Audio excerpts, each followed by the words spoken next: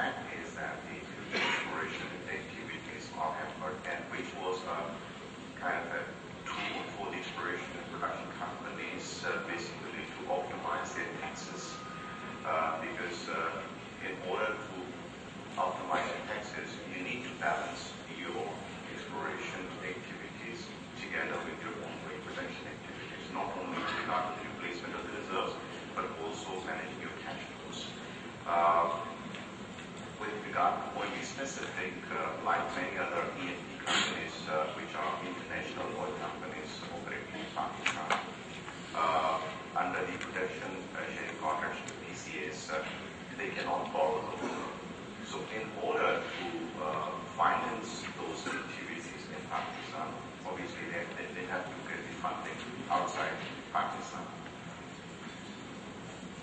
Given the current political situation and obviously the security situation, this has multiplied those issues with regard to getting the financing outside Pakistan. And on top of that, Excuse me for interrupting, but people at the back aren't hearing you, so you will have to pull the mic closer. Okay. Can you hear me now? Okay. So with regard to getting the financing, as I said, the inconsistent policies.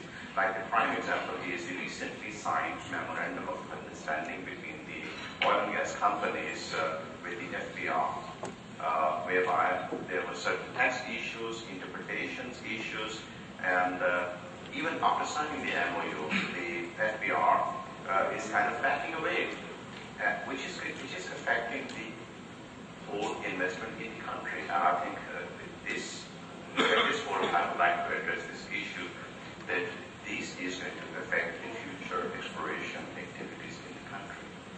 Interesting. Now, in the interest of time, what we're going to do is have a very short discussion on the panel and then open the floor up for questions so that we can have, in fact, we can even start with questions right now. I would like to add something to what Naeem has said about the inconsistencies in the policies.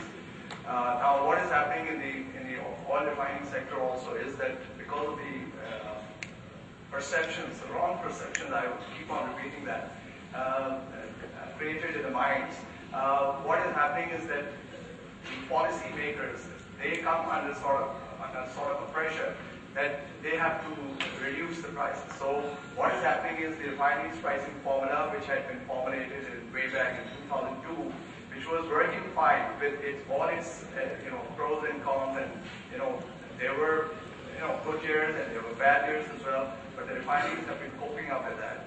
But subsequently, when this public pressure was made up. But if I may please, if we could talk more specifically about, because I think the learning that we're trying to get out of it, obviously these are very important I'll mention that. But issues that may be required. I was basically talking about the inconsistent policies. What was happening was that with all these pressures being created, the refining pricing formula was touched upon time and again, with the result that the profitability of the refineries has been hit. One is the international prices. Nobody has control on that. But when you are touching upon the pricing formula, it is getting eroded, with the result that the inbuilt mechanism which was there in the original formula is no longer there, and the refineries, in spite of the fact that if there was a good time, they cannot make profits because the prices which have been now given to the refineries have become very irrational. Now let's talk a little bit about circular debt, because it impacts the wider economy. Obviously it impacts the entire oil and gas value chain, but it impacts banks as well. Banks who have to subscribe to the TFCs. It impacts organizations who would have been beneficiaries of that additional cash had that been in the system.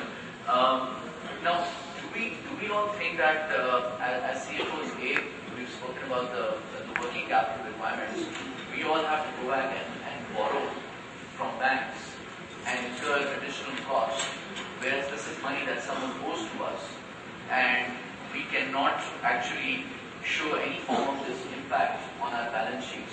What do you as CFOs think? And I think Mandar Sahib and Tabir Sahib, you would also be important. Are we effectively reducing the impact of the circular debt on our balance sheets? Nasir Sahib? Sure. Maybe go from a slight outsider's perspective here? The circular debt is indirectly affecting us, like on companies, directly affecting the circular debt. It is also affecting us. Please take the mic. Because it is not allowing, enough credit available to us. Right? Whatever is available, it is raising the rate of that credit as well. So it is affecting indirectly to us. What do you think? Are you guys taking the right impacts on the balance sheet? Now, for example, PSO, so much it owes money, so much money is owed to it. Similarly, in your case, you owe money to PSO, and you were waiting for payments. In the meanwhile, you're borrowing from banks. Does your balance sheet depict that opportunity lost? In terms of addressing the opportunity loss question, I don't think that we can reflect that because we are preparing on historical cost convention basis.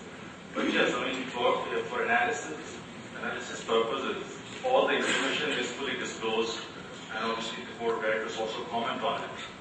So in that respect, it is left to the reader of the financial statements to basically get that information and get that feeling that this company is exposed that much or is leveraged that much in terms of its exposure in the banking sector or in the market sector. So that is left to the readers, but obviously having said that, information is available in the financial statements. I think I would like to add because we are not preparing the set of financial statements in India like a listed company, not a limited company. But obviously, in Pakistan, all the financial statements in the accounting is obviously governed under the IFRS. And I think here we have a little dilemma that the IFRS does not take into consideration these kind of specific issues. I mean, if you have a long-term debt, obviously you got to discount that, and you have to bring that into the net present value. Whereas in the settler debts here, the contractual arrangements are such that they are your current receivables, and current receivables you do not bring to the, you do not discount or bring to the net present value.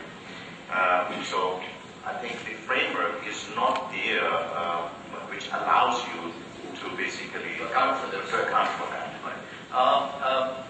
At the same time, I think we'd like to open this up for questions because we have about 16, 17 minutes left. We have a question from the gentleman in the front. Do we have a mic for speaker? आप बता दीजिए मैं repeat कर दूँगा. And please, if you may state your name and if you may ask a specific question with a specific panelist. My name is M.H. Asif. Until recently, I was Member Finance of Agra. The discussion as it is centering around the issues of the sector, I am tempted to talk about it, but I will not. I would rather take the discussion towards matters as they were discussed in the morning. When it was decided, it was stated that the CFOs are supposed to be value integrators. And CFOs should look inwards.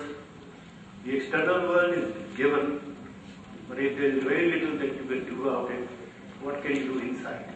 So perhaps the discussion I would try to take to a very mundane matter. But how do you make value integrators? To my mind, you make value integrators out of accountants who are not trained to be people's people. So if you may state your question. I'm coming to the question. Just give me Actually, we have very little time. Half a minute, I know. Because we have been hearing about a specific topic which was not actually related to the CFO's conference theme. Okay. So I'm trying to bring it back to the theme. That'd be great. So what I'm trying to say is that the accountant